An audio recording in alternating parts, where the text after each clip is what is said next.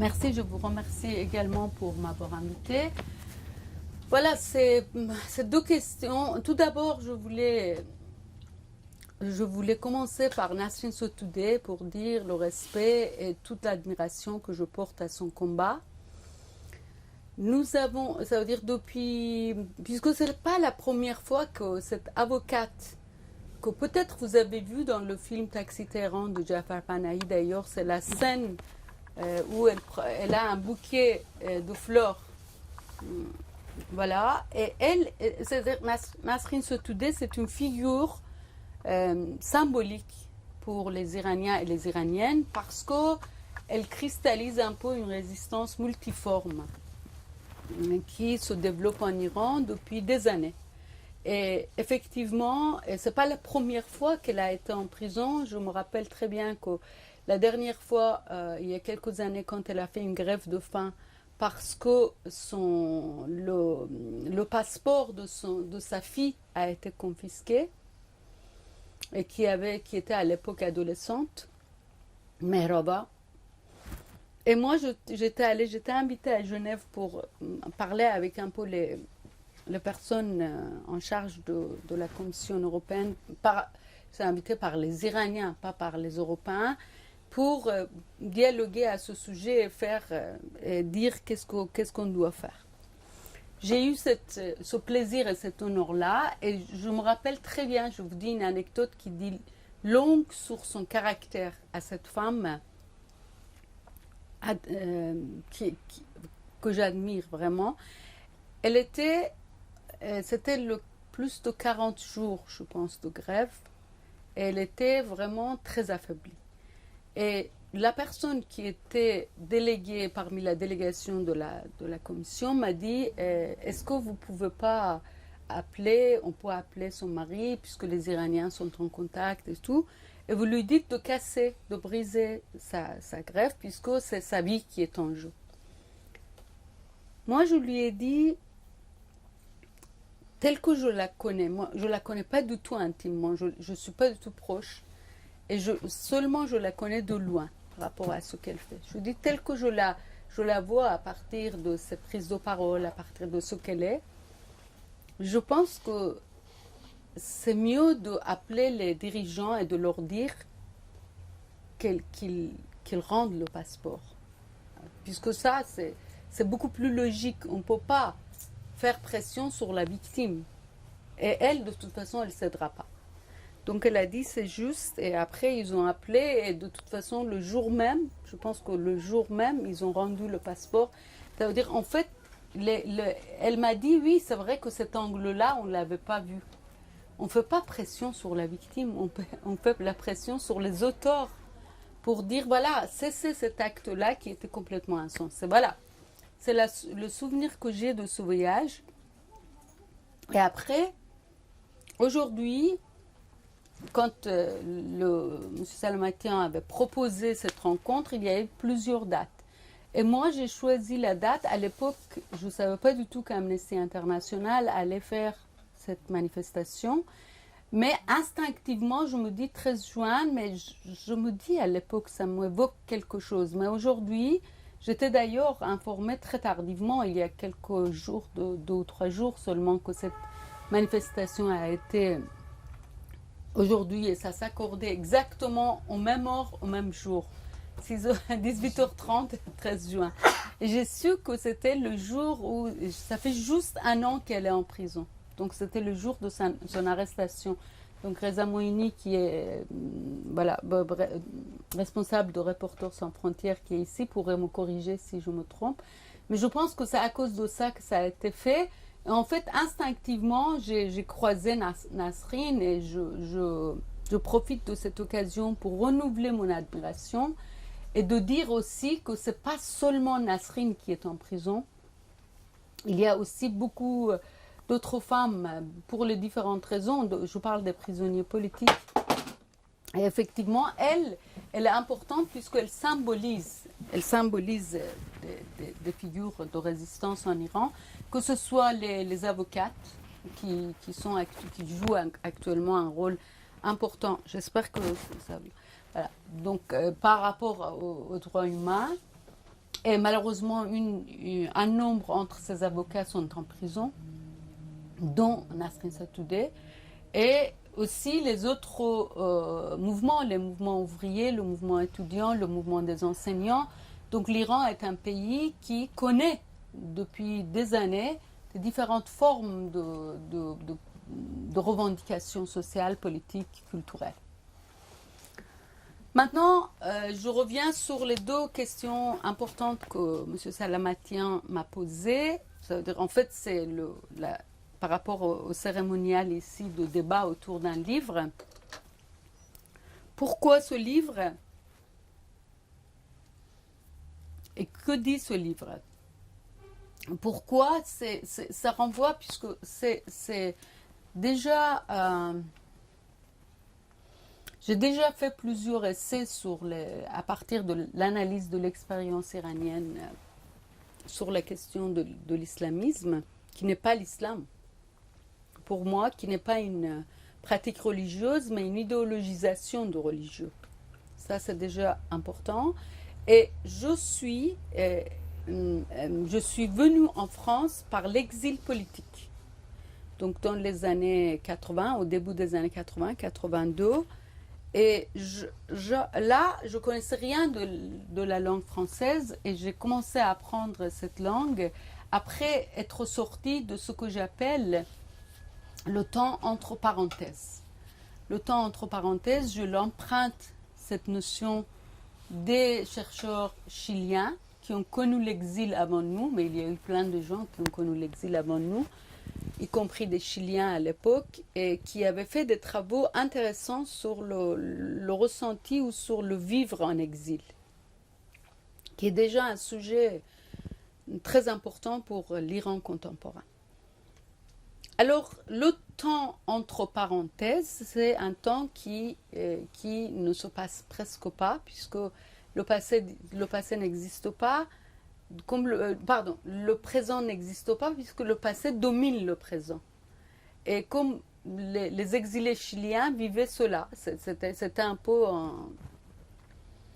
leur passé dominait leur temps présent et donc l'avenir ne pouvait pas exister. Alors,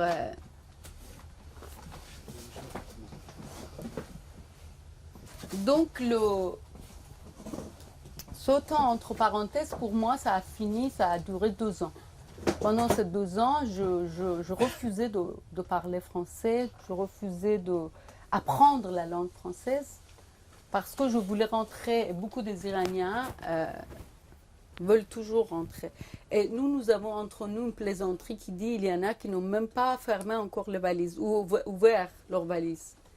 Puisque comme les Russes, parfois, quand je lis la littérature russe, et j'ai vu récemment, il y a 1 an, une pièce de Bulgakov qui décrivait un peu les Russes exilés à Paris, c'était exactement le même sentiment que les Chiliens et les autres. On a du mal à accepter qu'on a quitté le pays, qu'on ne va pas revenir. Donc, une fois je suis sortie de cet état d'âme, j'ai commencé à apprendre la langue française et je pense que pour les adultes, j'ai compris après que pour les adultes, c'est très important d'apprendre la langue française par un sujet qui les intéresse. Puisque sinon, comme les enfants à l'école, même pour les enfants, je pense que c'est mieux comme ça, mais pour les adultes encore plus. Donc j'ai appris la langue française en allant à l'université ici à côté. C'est là où je venais ici regarder un peu le livre, me balader, puisqu'on est dans cette librairie, dans beaucoup de librairies, on est dans un espace-temps qui n'est pas non plus le temps présent. De toute façon, il y a un peu entre parenthèses, mais on rentre dans une parenthèse autre, une parenthèse littéraire. Je ne sais pas si ça vous est arrivé déjà, je pense, d'aller dans les librairies, de vous promener, vous oubliez le temps. Vous oubliez, voilà. C'était un peu comme ça, le quartier latin avec les librairies, et ici aussi. Là, j'ai commencé à travailler sur par rapport à mes études universitaires, puisque j'étais étudiante de sociologie en Iran et j'ai continué ici la même matière. Et j'ai choisi la Sorbonne puisqu'on me disait que c'était la plus difficile. Et je me suis dit, après cette parenthèse longue, à la fois politique, puisqu'en Iran, j'ai vécu quand même 3 ans, 2 ans et demi, 3 ans en clandestinité avant de venir en France, puisque j'étais sur la liste noire. C'était vraiment, après la Révolution, c'était une période de répression des anciens alliés. Puisqu'il faut dire que moi, j'ai participé avec beaucoup de passion à cette révolution. Et j'en attendais beaucoup de bonnes choses. Ça, il faut le dire. Donc, après cette période de clandestinité, et ici, la période entre parenthèses, je me suis dit, il faut que j'aille me mettre au défi de savoir. Et donc, la première personne avec qui j'ai travaillé, c'était Louis-Vincent Thomas, qui est africaniste, et qui était... En fait, j'ai été accueillie, et Georges Ballandier, qui a fait des travaux très importants en anthropologie politique. Et je vais dire que ces professeurs, ces maîtres, quelque part, et après, les personnes que je rencontrais après dans mon parcours, Kassuriadis, qui était ma directrice de recherche après à l'école d'Otsetut, Cornelius Kassuriadis, Alain Touraine, qui était quand même une des personnes que j'ai suivies beaucoup dans ce séminaire, m'ont appris, ça veut dire en fait, c'était une relation tellement instructive et un accueil tellement compréhensif que parfois j'oubliais, surtout au début, que je ne comprenais pas très bien cette langue. C'était en fait, quand j'étais rentrée à la Sorbonne, j'avais 30% de cette langue. Je enregistrais les cours et après je transcrivais à ma chambre de bonne. À l'époque, on vivait comme beaucoup d'exilés dans une chambre de bonne. Et vous pouvez imaginer le pile des écrits. Et c'est comme ça que j'ai appris la langue française. Et grâce aussi à tous ces maîtres de pensée, ça veut dire en fait les gens, je pense que les personnes qui nous ont accueillis aussi en France et parallèlement à l'université, c'était le mouvement féministe. Ça veut dire, je me rappelle très bien les premières femmes que j'ai connues ici qui nous ont accueillis dans les différents lieux alors que je ne parlais pas du tout. Ça veut dire que je parlais, mais vraiment beaucoup plus... voilà. Aujourd'hui, je ne peux pas dire que je parle parfaitement bien, mais à l'époque, c'était vraiment pas du tout audible. Mais elle était très gentille. Tout le monde, puisqu'on était dans des lieux de dialogue. C'est ça aussi, on avait un accueil formidable. Et ça, je ne l'oublierai jamais. Après, une fois que j'ai appris à parler à peu près correctement, mon travail avec Kassuriadis a fait, ça veut dire sous la direction, a fait le premier livre en 91. Vous imaginez, c'était assez culotté puisque j'étais arrivée en 82. Après, il y a eu la période entre parenthèses, j'avais rien appris. Et dès que j'ai appris la langue, le premier acte que j'ai commis, c'était commettre un livre. Et ça, c'est déjà parce que pour moi, la compréhension du monde passe par l'écriture. Et en fait, dans l'écriture, je cherche aussi, c'est ce que j'ai dit une fois, c'est que je cherche un peu, en fait, une parenthèse qui me permet de créer autre chose, la création, tout ce qui est, que ce soit la littérature, que ce soit les essais, pour moi, c'est une manière de comprendre le monde et après de dialoguer avec les autres aussi. Donc je ne revendique aucune vérité absolue. Je ne pense pas que j'ai raison partout, pas du tout, loin de là. Je sais que tout ce que j'ai fait sont des réflexions imparfaites, mais en même temps, j'écris tout le temps. Mais quand je publie, je suis sûre que ça sert à quelque chose. Ça veut dire, en fait, je suis sûre que la personne qui le lit rentre dans un dialogue avec moi, peut-être la personne se posera aussi de questions ou découvrira aussi autre chose. Sinon, je pense que puisque mon métier, C'est-à-dire, je fais pas l'écriture comme un métier, même si j'écris tout le temps. Je travaille par ailleurs dans le domaine de relations interculturelles en France et ça me fait aussi beaucoup, c'est un lieu de réflexion par excellence, mais l'écriture c'est un lieu propre. Donc par cela, par ces livres et ces essais, je travaillais toujours, ça veut dire qu'il y a eu la question des femmes qui étaient toujours au centre quelque part. Pourquoi cette question m'a presque hantée? C'est pas seulement parce que je suis femme, bien sûr, parce que je suis une femme, mais en même temps parce que c'est par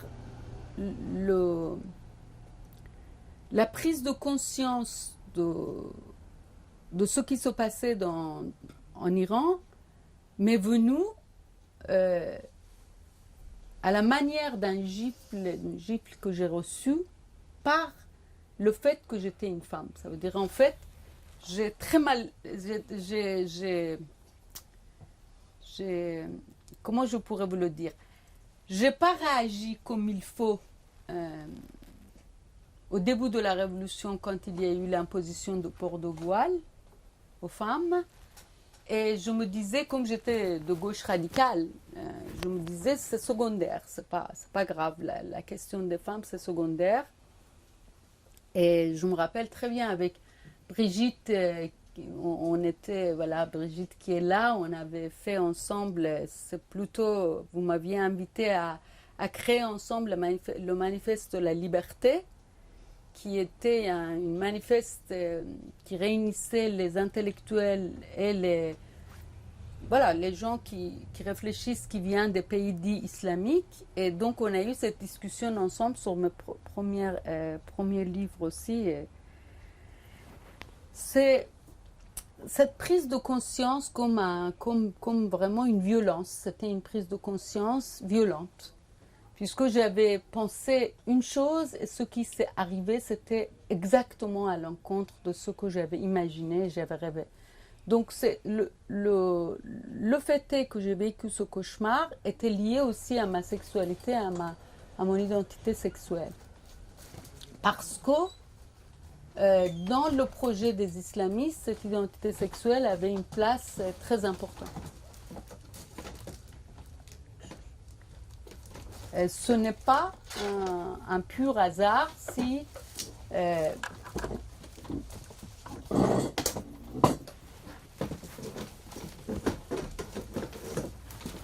le premier acte de Ayatollah Khomeini était un appel aux femmes de porter le voile dans les lieux de travail. Au début, c'était le lieu de travail. Et le discours exact, c'était il ne faut pas aller nu au lieu de travail. Donc c'était quand même, c'est très clair, le symbolique de ce discours est très clair. Le corps des femmes est en jeu et comme un enjeu politique. Parce que personne n'allait nu comme vous pouvez imaginer au travail de toute façon. Mais c'était un appel pour dire couvrez-vous, votre corps pose problème. Et là, vraiment, quand je suis arrivée ici, je me suis dit, qu'est-ce que j'ai fait? Comment ça se fait que je n'ai pas compris cela? Donc, le sujet par rapport de mon premier travail avec Louis-Vincent Thomas était l'histoire historique, c'est-à-dire l'histoire sociologique ou l'histoire sociale et culturelle de voile dans l'histoire contemporaine de l'Iran. Et donc après, ça a continué. Il y a des différents livres, dont certains sont ici. Certains sont épuisés. Et donc, voilà. C'est en l'année 2000. Et l'année 2000, il y a eu un mouvement des femmes en Iran qui était le campagne d'1 million de signatures pour l'abolition de droits, pour la suppression de toutes les lois discriminatoires. Et quand vous dites cela, ça va vers la loi dominante qui est la charia. Ça veut dire que la République islamique a instauré la charia comme une référence absolue et donc d'où venait une sacralisation de la discrimination sexiste. Et aussi des autres discriminations entre les musulmans et les non-musulmans, mais parmi les musulmans, eux-mêmes, c'était les femmes et les hommes, et aussi les bons et les mauvais musulmans. C'est venu après. Les bons musulmans, c'est ceux qui acceptent la version idéologique des gouvernants, et les mauvais musulmans sont ceux qui se dérivent de cette version, ce qui a fait que il y a eu une roue d'exclusion qui a tourné sans cesse, sans cesse. Donc on a eu ici tout d'abord le premier Bakhtiar qui avait accepté d'être le premier ministre de Shah. Après on a eu Bani Sadr, M. Bani Sadr qui a été élu le premier président de la République. Après on a eu la gauche. Avant, on a eu les royalistes et après, on a eu le mouvement vert. Voilà, vous voyez un mécanisme d'exclusion qui crée périodiquement des nouveaux exilés. Donc, on est dans une histoire d'exil permanent. Donc, dans les années 2000, ce mouvement féministe que je suivais avec beaucoup d'intérêt, ça m'a choqué j'ai reçu des écrits. Et j'ai reçu une revue qui s'appelait Nimeye Digar, ça veut dire Jense Dovom. Nimeye Digar, c'était une autre revue à l'extérieur, mais Jense Dovom, c'est la revue de deuxième sexe. Et déjà, le mot deuxième sexe en langue iranienne est inconcevable. La traduction est presque impossible. Puisque le mot sexe, en persan, ça fait jinsiat, mais même ça, c'est un peu problématique. Je ne sais pas comment on pourrait le dire. Et quand vous dites les Iraniens ont repris le mot sexe, par exemple, quand vous allez dans l'Internet, dans les sites et tout, quand vous dites le sexe, ça renvoie plus aux relations sexuelles, aux relations à faire l'amour, quelque part. Mais le mot sexe en soi, à l'époque, en 1978, je pense, où c'était un des traducteurs très très intéressants iraniens et très cultivé qui s'appelle M. Mouri et qui nous a quittés l'année dernière. Lui, il avait traduit à la façon d'ici, ça veut dire en fait dans la revue Ferdowsi, à l'époque qui était une revue intellectuelle, une revue culturelle grand public, avait traduit Simone de Beauvoir, deuxième sexe, avait traduit certains parties. Et moi, quand j'ai vu le mot Jense Dovom, qu'il avait inventé, c'est M. Mori qui l'a dit, qui avait mis ce concept comme équivalent de deuxième sexe, je me suis dit, c'est bizarre, qu'est-ce que ça veut dire, deuxième sexe, Jense Dovom. Mais après, quand j'ai lu, ça m'a pas tellement, ça veut dire, en fait, ça m'a intéressé, puisque c'était intéressant, mais ça m'a pas incité à aller chercher de Beauvoir ou je ne connaissais pas la langue française, mais quand même, il y a eu des traductions. Après, j'ai su qu'il y a eu des traductions de Beauvoir à l'époque en Iran. Mais je n'ai pas cherché. C'est pour vous dire que pour le mouvement étudiant de gauche, qui était quand même un milieu effervescent de la culture, la figure de Beauvoir n'évoquait rien. Alors que Sartre et Camus étaient très... En fait, on les connaissait. J'avais lu un peu de Sartre, un peu de Camus, et ça se discutait, mais pas de Beauvoir. Et donc, quand j'ai lu en 2000 ces féministes qui étaient intéressées à Simone de Beauvoir, je me suis dit, mince, c'est quand même une autre génération. Leur intérêt, c'est pas notre intérêt. C'est-à-dire, quand je dis la génération actuelle, c'est des gens qui sont comme moi à la recherche du livre. Ce n'est pas tous les jeunes, puisqu'il y a une jeunesse plurielle en Iran. Ça, vous l'avez à l'esprit. Vous n'allez pas mélanger les deux. Vous n'allez pas penser que quand je dis la jeunesse ou la jeunesse féministe, je ne parle pas de tous les jeunes iraniens. Ça, je ne généralise pas. Mais cette jeunesse-là, j'ai vu qu'il y avait un intérêt certain pour de Beauvoir à partir de leur écrit.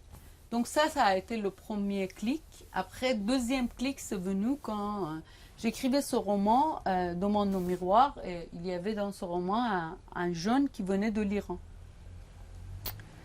Et pour écrire ce personnage, je me suis plongée dans les blogs des jeunes iraniens, puisque à l'époque où j'écrivais cela, ça a duré quand même 5 ans, l'écriture de ce roman.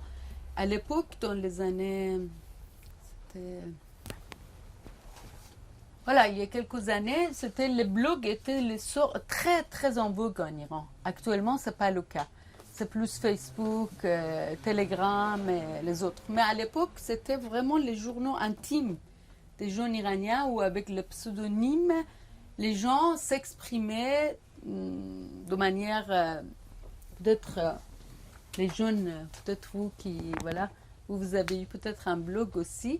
En tout cas, j'ai lu pas mal. Pendant une année, j'ai lu les blogs des jeunes femmes et des jeunes hommes, des poètes, des gens. C'est vraiment, c'était un voyage extraordinaire pour moi, puisque je me sentais, ça veut dire en fait, je rentrais dans leur univers. Ceci étant, j'avais des contacts avec les jeunes qui venaient de l'Iran, on prenait un café, on se voyait aussi dans les lieux familiaux. Mais quand même, c'était autre chose, c'était leur parole intime que j'avais. Et là, j'ai rencontré de Beauvoir, aussi dans leur écrit. Et je me suis dit, c'est quelque chose quand même. Donc, le livre a fait partie... c'est quelque chose. Ma question était la suivante. Comment ça se fait que, de ma génération à aujourd'hui, la figure de Simone de Beauvoir, qui ne s'opposait pas du tout pour nous comme importante, attire autant les jeunes hommes et les jeunes femmes iraniens, les jeunes femmes iraniennes, et comment ça se fait, et qu'est-ce que ça signifie ce phénomène? Qu'est-ce que ça signifie ce phénomène? Donc j'ai répondu à 2 questions. Ça veut dire en fait, à la fois, c'est un livre qui s'intéresse à un va-et-vient entre les différentes générations des Iraniens, et à partir de la figure de Beauvoir. Ça veut dire en fait la figure de Simone de Beauvoir qui vient dans ce livre avec ses écrits, avec voilà, les points forts de sa théorisation, mais aussi ses romans, puisqu'il faut que je vous dise qu'après la Révolution, avant la Révolution, il y avait déjà des traductions de l'œuvre de Beauvoir, mais après la Révolution, presque toutes ces œuvres ont été traduites. Et en Iran, depuis tout au long du XXe siècle, la traduction a joué un rôle très important dans le mouvement intellectuel iranien. Que ce soit la traduction, tout d'abord, et la langue française étant la première langue intellectuelle iranienne jusqu'aux années 40. Après, c'est plutôt l'anglais qui a été dominante, la langue anglaise, mais de toute façon, nous avons une tradition de plus d'un siècle, de la traduction des textes, qui est une tradition prospère.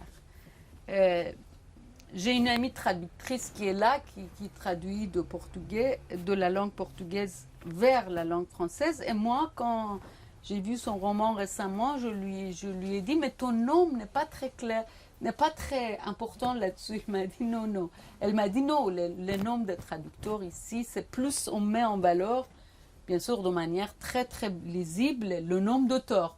Mais en Iran, c'est vrai, même dans la présentation des livres, le nombre de traducteurs, c'est en gros. Et les traducteurs en Iran sont des figures intellectuelles.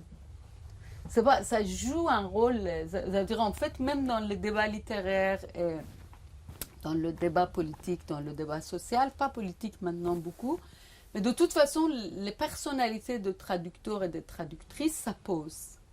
Et ça aussi, c'est une différence entre ici et là-bas. En fait, tout ce voyage à travers la figure de Simone de Beauvoir dans le dialogue entre des générations, ça rejoint un peu la problématique de l'interculturel pour moi, puisque c'est ce que j'ai découvert. J'ai découvert en faisant ce travail euh, sur l'image de Beauvoir dans l'histoire, dans l'histoire contemporaine, mais pas toute l'histoire depuis ma jeunesse, ça veut dire dans les années 70 à aujourd'hui, ça trace quelque part aussi tous les enjeux de cette époque.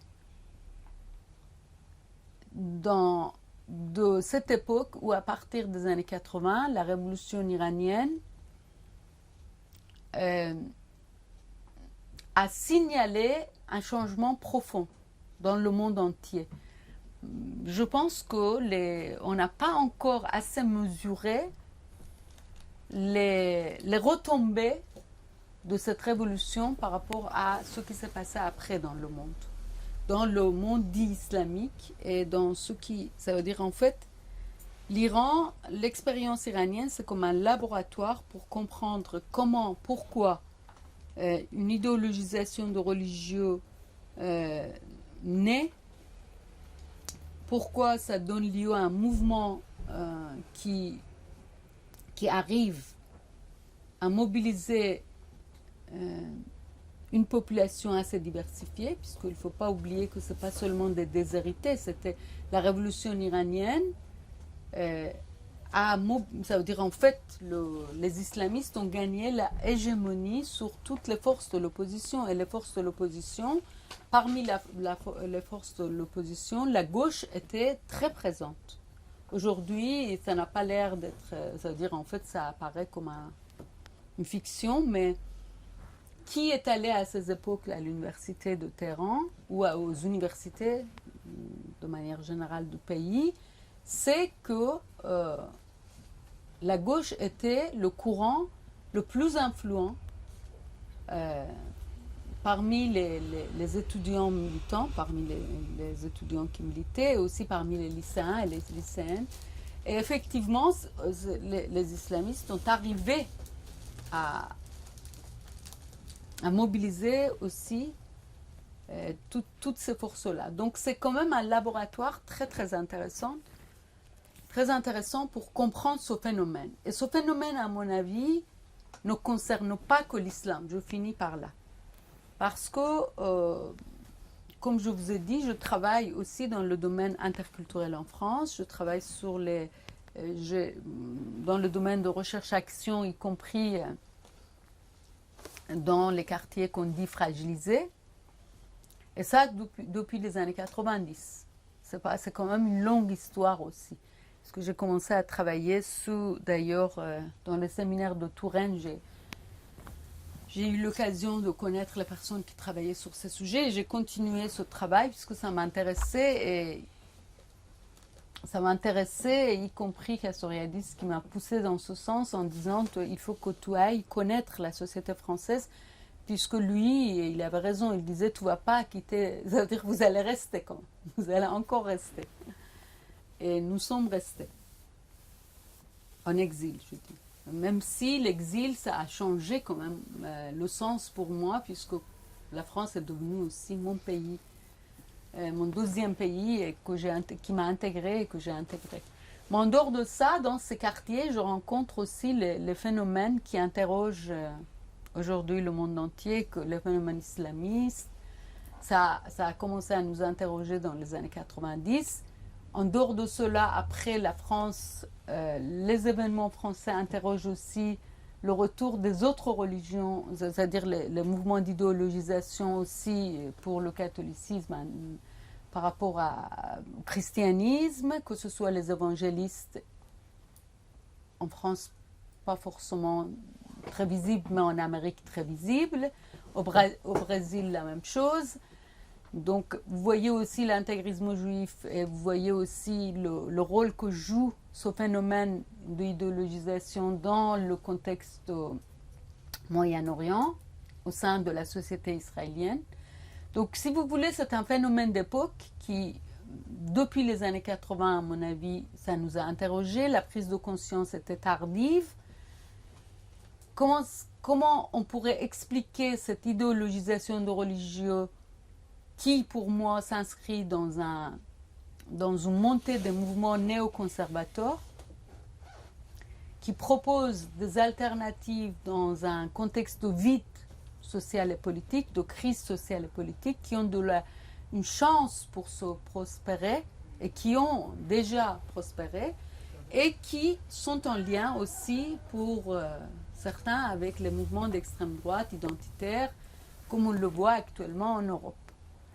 Et donc, moi, je pense qu'il faut décloisonner le sujet. Et dans ce livre, j'ai essayé de réfléchir sur le sens que couvre l'universel dans cette situation. Comment et en quoi il faut appeler avec toutes les forces le retour de l'universel, non pas parce que nous sommes humanistes, non pas parce que c'est occidental.